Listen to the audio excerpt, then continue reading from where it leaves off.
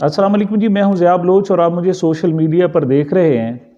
हमारे दीरीना दोस्त अमेरिका ने एक बात की है जो बज़ाहिर तो पाकिस्तान के हक़ में नज़र आती है, लेकिन ये पाकिस्तान में एक बड़ी आग लगाने की कोशिश भी हो सकती है। इसी हवाले से और इसी टॉपिक से जुड़ी हुई कुछ बातें साबिक़ वज़ीर आज़म इमरान खान साहब ने भी की हैं, उनमें कितनी हकीकत है और क्या कह रहे हैं वो। और तीसरी बात कि ये अफ़गानिस्तान का जो मामला है जो तकरीबन हमारे ऊपर एक जंग की तरह मुसल्लत है कि हम ना वो जंग लड़ सकते हैं ना उसे इग्नोर कर सकते हैं, उसी की वजह से हमारी मईशत भी ख़राब हो रही है।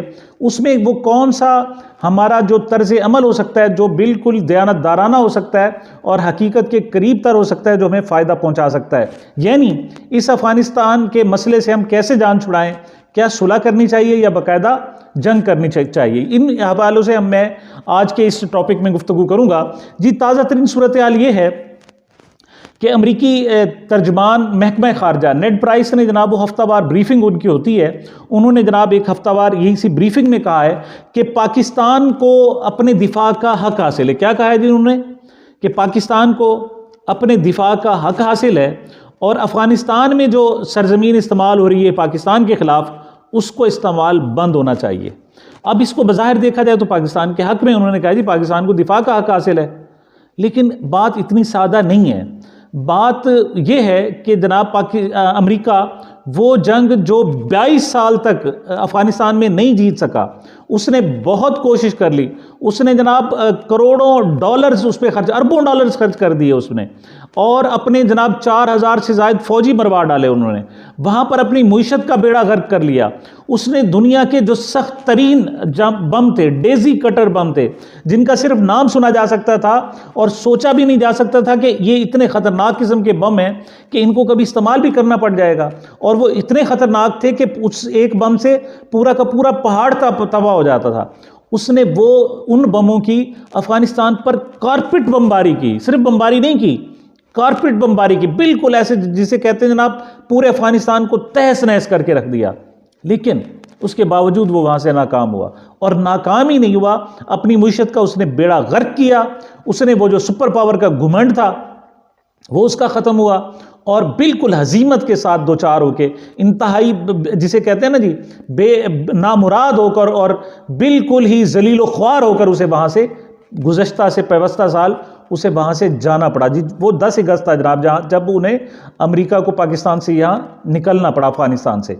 अब हक़ाइक़ ये हैं कि ये जंग जो वो खुद हार चुका उसमें पाकिस्तान को धकेलना चाहता। इसी हवाले से साबिक़ वज़ीर आज़म इमरान खान साहब ने भी बात की। उन्होंने कहा जी कि अमेरिका हमसे हमारा शुक्रगुजार था मेरा कि हमने उनको यहाँ से निकाला था और निकलने के लिए मौका, एक लॉजिस्टिक सपोर्ट फराम की थी कि वो यहाँ से फ़रार हो सके और निकल सके, और तालिबान भी साफ ज़ाहिर यही चाहते थे, तो इस वजह से हमारे बहुत अच्छे ताल्लुकात थे। वो कहते हैं हमारे जो अफ़गानिस्तान से ताल्लुकात ख़राब हुए हैं वो इन बिलावल भुट्टो ज़रदारी साहब के वज़ीर ख़ारजा बनने के बाद आए हैं, क्योंकि ये बिलावल भुट्टो साहब जो हैं ये वज़ीर ख़ारजा पाकिस्तान के कम हैं और अमरीकी नुमाइंदा ज़्यादा हैं। वजह क्या है कि उन्हें वज़ारत ख़ारजा से इंटरेस्ट नहीं है, वो तो ये ट्रेनिंग पीरियड गुजार रहे हैं, उनका वो असल में CV जो जमा कराना चाहते हैं वो चाहते हैं कि पाकिस्तान की वज़ारत उज़्मा उनको मिले, और जितनी जल्द वो मिल सके उसके लिए वो कोशिश कर रहे हैं। वो कहते हैं बाद में तो इमरान खान और दूसरे लोगों को भी मिली, लेकिन वो चाहते हैं कि अर्ली एज में, बल्कि कहा जा रहा है कि उनकी शादी भी उन्होंने इसी वजह से रुकवाई हुई है। वो चाहते हैं पहले पाकिस्तान के वज़ीर आज़म बने और उसके बाद जनाब वो शादी करें, क्योंकि ये एक अलहदा से रिकॉर्ड होगा कि एक नौजवान जनाब पहले वज़ीर आज़म बना और बाद में उसकी शादी हुई है। तो वो पाकिस्तान के नुमाइंदे कम हैं, अमेरिका के नुमाइंदे कम हैं, ज़्यादा है। जब से जनाब वो हुए तो अफ़गानिस्तान के साथ एक जनाब 2300 किलोमीटर का हमारा बॉर्डर है, छोटा नहीं है, और वहाँ जनाब गड़बड़ शुरू हो गई है। अब वहाँ जंग, बाकायदा जंग की कैसी कैफियत है। अब इस जंग को हम ना रोक सकते हैं, ना इस पर आंखें बंद कर सकते हैं, और ना ये जंग लड़ी जा सकती है। जो अमेरिका नहीं लड़ सका, जो अमेरिका जो जंग नहीं जीत सका, हम कैसे जीत सकते हैं। वफाकी वज़ीर दाखिला राना सनाउल्लाह साहब ने एक प्रोग्राम में बैठ कर जनाब बात की। उसने कहा जी कि ये जो अफ़गानिस्तान से लोग आते हैं, पाकिस्तान में कार्रवाई करते हैं और यहाँ से भाग कर चले जाते हैं, तो हमें मजबूर ना किया जाए कि हम अफ़गानिस्तान में जाकर उन लोगों को मारें। तो जो ही उसने बात की है, तो देखें कमज़ोर मुल्क है अफ़गानिस्तान, लेकिन शदीद तरीन रद्द-ए-अमल आया है, और उसके बाद राना सनाउल्लाह साहब ने बोलना बंद कर दिया है। और इवन जो हमारी कौमी सलामती कमेटी का जो इजलास था उसमें भी इस ऑप्शन पर गौर नहीं किया गया कि हमने जनाब अफ़गानिस्तान के अंदर जाकर जंग लड़नी है। और इमरान खान साहब ने क्या इंकशाफात किए? इमरान खान साहब ने कहा कि जनाब ये इनको उन लोगों को जैसे कहते हैं ना ट्रक की बत्ती के पीछे लगाया हुआ था। बार बार कहा जा रहा था जी कि ये कहते थे हमारी अपनी जंग है, यानी टेररिज्म के खिलाफ जो जंग थी उसको वो अपनी जंग करार देते थे। और अमेरिका क्या कहता था? वो कहता था ये तो जंग आपकी, हम तो आपकी मदद कर रहे हैं। तो इमरान खान आया, उसने कहा कोई हमारी जंग नहीं है जनाब, आप अगर जंग लड़ना चाहते तो हमारी शराइत होंगी और हम उसके मुताबिक जनाब चलेंगे। और वो जो एब्सोल्युटली नॉट वाला जनाब वो जुमला है, वो कोई कमज़ोर जुमला नहीं है, वो अब तक अमेरिकनों को भी याद है और पूरी दुनिया को याद है। और दुनिया जनाब ख़ास तौर पर ये इस जुमले की अहमियत पूछनी है तो आप जाकर अरब से पूछें। अरब कहते हैं कि हमें ये कहने की ज़रूरत नहीं, हालांकि हम ज़्यादा मुइशत रखते थे, ज़्यादा ताकत रखते थे, हमारे पास पैसा ज़्यादा था, असर रसूख ज़्यादा था, हमारे पास तेल की कुव्वत थी, लेकिन कभी भी हम अमेरिका को एब्सोल्युटली नॉट नहीं कह सके। लेकिन ये इमरान खान है जिसने एब्सोल्युटली नॉट कहा, अगरचे उसकी कीमत अदा करनी पड़ी है, उसे अपने इक़्तिदार से हाथ धोने पड़े हैं। लेकिन उसका कहना यह है कि अमरीकियों की जो शदीद तरीन ख्वाहिश है वो ये है कि उनकी जंग हम लड़ें। और कैसे लड़ें? हम अफ़गानियों से लड़ें। अफ़गानिस्तान हमारा हमसाया है। और बाकी रही जहाँ तक अफ़गानिस्तान की बात, तो मुजाहिदीन जनाब वहाँ के अफ़गान लोग जो जब जंग लड़ रहे थे, तो जब उन पर हमला किया गया और कारपेट बमबारी हुई तो उन्होंने अपनी जंग रोक दी। उन्होंने कह दिया अब हम गुरीला जंग भी नहीं लड़ सकते। अब तो अल्लाह करे कि वो फिजिकली हमारे पास अमेरिका चल के आ जाए, वो क्योंकि वो दुनिया के दूसरे किनारे पर बैठा हुआ है, लेकिन वो किसी तरीके से अफ़गानिस्तान में आ जाए और फिर हम देखेंगे।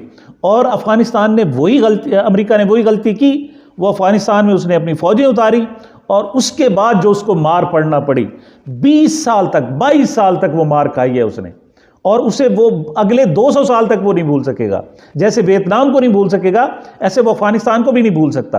अब वो खुद चूंकि वहां कुछ कर नहीं सके, अब वो चाहते हैं पाकिस्तान को हल्लाशेरी दें, वाजी वाजी वाह, वो आपके खिलाफ तो इस्तेमाल हो रहा है, आपके खिलाफ दहशतगर्दी है, अब आप अपने बंदे मरवाओ।